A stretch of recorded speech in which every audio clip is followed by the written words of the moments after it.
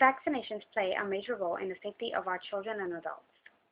Vaccinating our children is important in order to prevent outbreaks of certain diseases and viruses that could drastically affect the health of the human race. However, over the years, there have been major concerns about the effects of vaccines to the mental health of our children. I have found interest in this subject since the birth of my child and have come to the conclusion that although vaccines may be necessary, the schedule in which the vaccinations are administered is overwhelming to our children and should be altered. There are 3 different books that I strongly recommend to become more knowledgeable about the effects of vaccinations.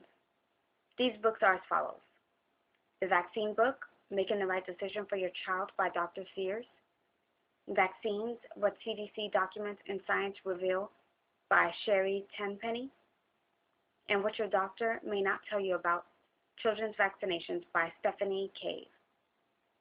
The prices for each book are $13.99, $24.95, and $14.95 respectively. These books are filled with information about vaccinations and can assist parents in making the best choices about vaccinating. Pediatricians are taught to counsel parents about the benefits of vaccines and stress that these benefits outweigh the risks. But is this really true? Is it more important that your child be protected from rotavirus than it is for your child to develop without any neurological disorders? Although the CDC, Center for Disease Control, states that vaccines do not cause neurological disorders and recommend a supposedly safe schedule for parents to follow, there are too many red flags that have been ignored in the vaccination schedule. In 1983, the vaccination schedule only consisted of 11 vaccinations, given over a 16-year span. Today, there are 12 vaccines, many which must be administered in multiple doses, leaving your child with having received 32 vaccinations by the age of 2. Although the FDA, CDC, and AAP, American Academy of Pediatrics, steadily argue the safety of vaccines, it's a bit of a coincidence to just compare the rate of autism in the 1980s to the rate of autism today. In the 80s, autism affected every 1 in 10,000 children. Today, it affects 1 in 150 children, and 1 in 68 American families have a child with autism. Other neurological disorders became apparent after the vaccination era, such as ADD, attention deficit disorder. 1 in 6 American families have a child with a learning disability. ADD was non-existent before vaccines. Health officials claim that vaccines are indeed safe, but there is no test proving that vaccinations are safe when given in large amounts and in combinations as recommended. Many parents were concerned with the MMR vaccines. Many parents whose children were diagnosed with regressive autism noticed a regression in their child's development after receiving the MMR. Health officials claim that this is only because the age at which the MMR is administered is also around the time that it becomes apparent that a child has autism.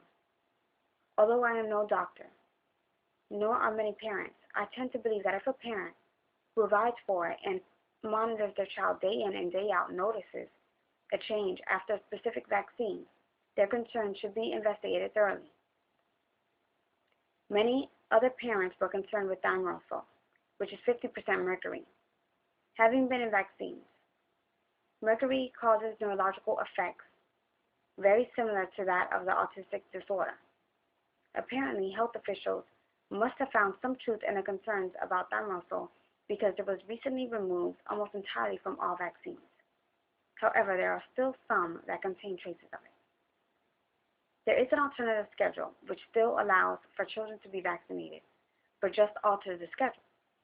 This schedule only consists of 2 vaccines at a time, administers no live virus vaccines, does not administer thimerosal-containing vaccines, and does not administer combination vaccines. Combination vaccines are those in which more than one vaccine is combined together. Although this is ideal when your child is scheduled to receive 5 vaccines at a time, we must question how safe it is to give that many vaccines at once, which is pretty much the same concern with the current CDC schedule. Only giving our children 2 vaccines at a time allows them to take in the vaccine and may have less chance of a reaction. Not to mention, it is less overpowering on a baby. Minimizing the vaccines given at a time also gives parents the opportunity to see if and or which vaccines may negatively affect their child. If you purchase Sherri Tenpenny's book entitled Vaccines, What CDC Documents and Science Reveal, you will gain even more information since she goes more in depth about this issue. Children are scheduled to receive 5 vaccines in 2 months. As an adult, I wouldn't even want that many vaccines administered to me. Why is this acceptable for our children? Because they can only cry, and that's pretty much expected from any baby? Perhaps it's because they are too young to speak up for themselves.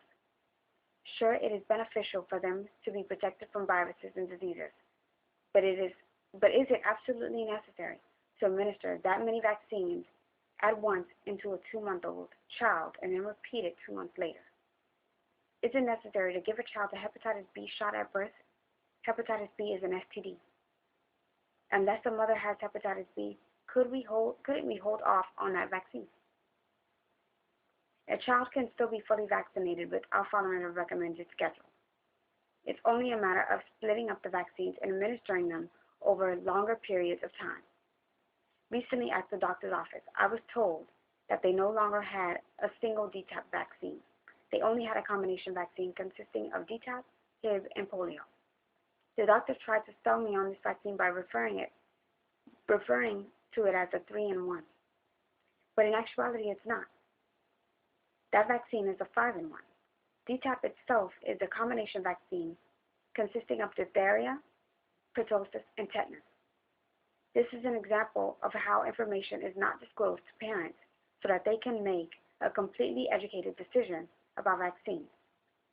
Stephanie Cave discusses issues like this in her book, What Doctors May Not Tell You About Children's Vaccines.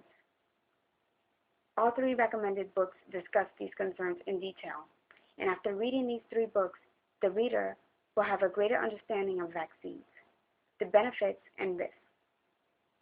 Although you cannot put a price on education, in an overall price of $53.89, I can assure you that these books are worth every penny. Some parents may side with myself and decide to follow the alternative schedule provided by Dr. Sears in the vaccine book. Some, even if you disagree with the alternative schedule, can appreciate the knowledge provided in the book. Of course, every situation is different for everyone. Some children may not have been negatively affected by vaccines. However, can we assume that every child is not? Some people are allergic to certain things while others are not. Some medicines work for some people and not others. We should not administer vaccines with a one-size-fits-all mentality. At least give our children time to develop so their bodies can safely receive these vaccines. Altering the vaccination schedule will not only be beneficial and less overwhelming for our children, but it will also increase the number of vaccinated children because concerned parents who otherwise would not vaccinate will have a schedule that they can feel comfortable with. By purchasing the 3 books recommended, one will learn all the benefits and details about the alternative schedule, undisclosed information about vaccines, and everything you need to know about vaccinating. Once fully informed with the help of these books, you can help to make a change for the well-being of our children. Thank you for listening.